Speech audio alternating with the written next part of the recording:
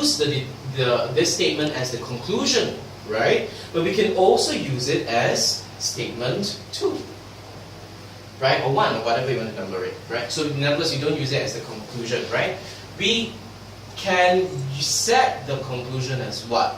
As a result that we feel is actually directly harmful and not beneficial. Yeah? So in a way we have to come up with the conclusions ourselves. and an earlier statement to combine with 2, right? This is less favored for me, but it's beneficial in one way. But let's do it first, okay? Before we talk about it. So we've already set 1 to be, obviously 2 to be long school hours are more harmful than beneficial for students, right? So that we have to assume is true. Now, by assuming it's true, we're doing something risky because in the first place, this statement could be untrue because that's the whole purpose of this essay. So there's a slight risk involved in using this. Okay, this statement is untrue in a certain way. Now, what needs to be done actually is you probably need more than just 2. You probably need another. Probably I shouldn't label this as 3. I should label it as 4. Okay. Probably what you end up with is another 1 and 3, if you like, another 2 more statements down here to match up with this. Okay. So what do we have? So for instance, 4 usually has to be a sort of actual phenomenon that happens in the world. In order to anchor this, I'll explain to you why. So in a moment. So for instance, you could say recently rise in youth violence. Right? 4 could also be another kind of 4, which I would label 4 prime. Increase or rise in teenage pregnancy.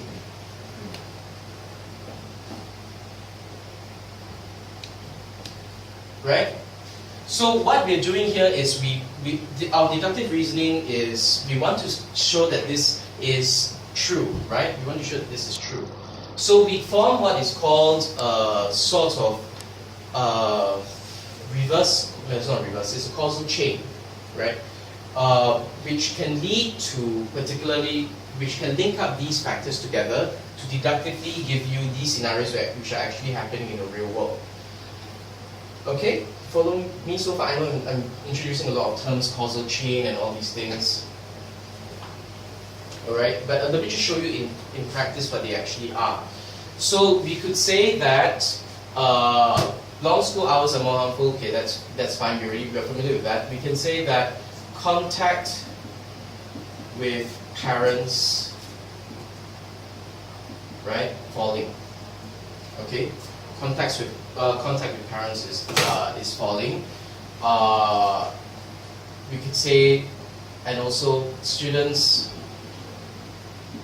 spend more time with peers in school. Yeah? Alright? Does this numbering confuse you? Wait, which one is the... All these are before this line, before the conclusion. So I just renumbered it so in case it's confusing you. It's easier if it leads up this way. So contact with parents is falling. Yeah? Students spend more time with peers in school. Okay? Combined with the fact that these long school hours are more harmful than beneficial for students, and we see the end result is this. Or it can lead to, so these two can lead to this and can lead to this.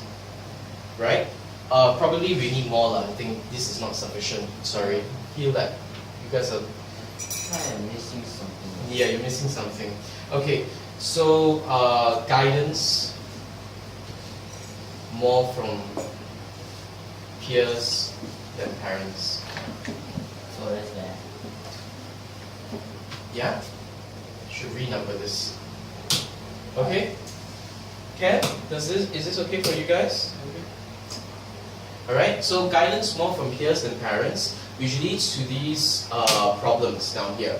Now, the thing is, what happens is, what I'm actually doing is, I'm kind of making this a truth statement by proving its true value by looking at the actual scenarios that happen in the real world, right? So, for example, if this is true, this is a true statement. This conclusion must be true. So it's just like the f equals to ma by its reverse. So if I say that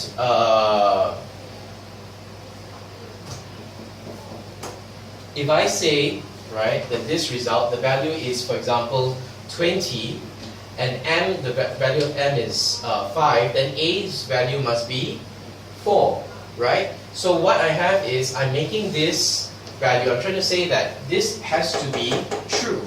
This has to be true, because the value is 20 here, and these other things I have to give such that in combination they definitely give you 20, which is also true, right? So this 20, which is the end result, is this.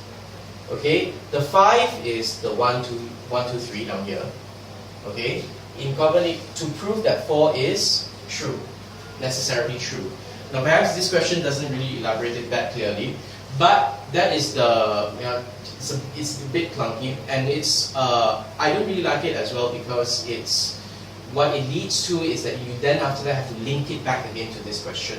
Right, so you must say that this proves that long school hours are more harmful than beneficial for students. Whereas the other one is a very simple linear 1, 2, and 3. This one involves putting a causal chain in the middle. Okay? In other words, this leads to this, leads to this, right? Notice contact with parents falls, students spend more time in school, leads to guidance coming more from peers than from parents. Yeah? So that A leads to B, leads to C kind of thing makes it a little bit lengthier. However, there is one benefit, it's more convincing. The other one, the first one was easier, and I prefer it because for you guys are not really required to go and bring up that much evidence at your level. If you're at JC level, then I would say that's not enough. Okay, that's just your conjecture.